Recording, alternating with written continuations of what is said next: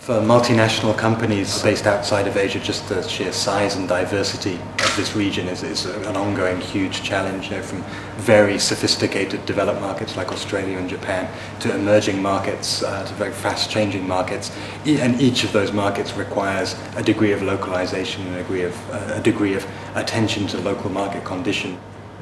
The misconception is 1.3 billion customers.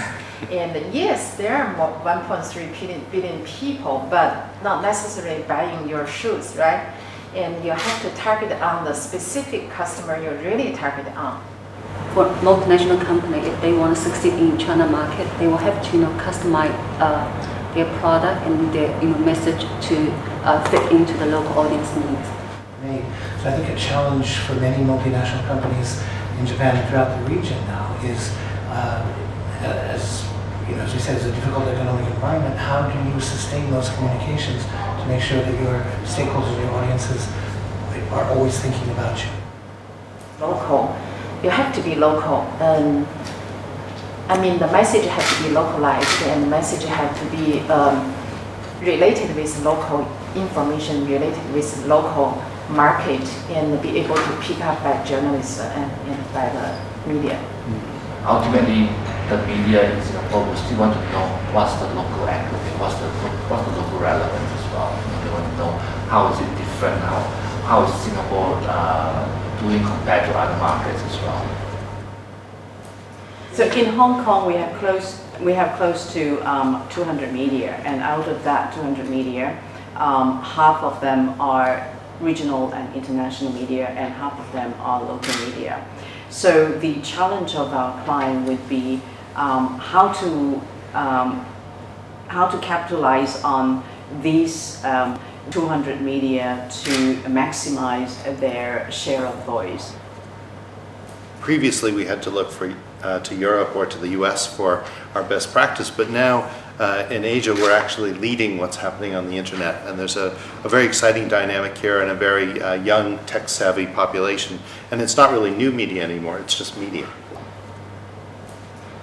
Too many companies are just seeing changes that are going on in the media and then bolting on some digital divisions. Our point of view is that you need to take a big step back and look at what really makes communities talk to each other, what really engages communities, and then use traditional tools and some of the new tools to reach out to them and to join that conversation and to engage. We've all run away from the person at the cocktail party who just talks about themselves. In communications, it's the same thing. You can't join a conversation unless you're talking about something other than yourself. And the power of a point of view is really to broaden the platform or the reason to engage stakeholders other than just talking about yourself. Companies need to be much more in touch with the media and what else is being written around that story. Again, it's where a viewpoint brings relevancy. You've got to have a bigger picture and then be able to refine it down to the message that you're trying to get across. Local media has only that much space to cover you, so they can't be running the same story on you all the time. But what sets you apart, what sets the client apart would be your viewpoint on how you see trends are coming and changing, impacting the business. Point of view is particularly powerful in that it adds value to the news that already exists and relevancy and local insight. If a company has a message that's original, that's insightful, that's relevant and objective, then almost any audience will engage with them on that basis. If a company is just force-feeding their messages to a market that doesn't care, then that's the surefire way to turn a customer off, whether it's a consumer, whether it's a business decision maker, whether it's a corporate stakeholder.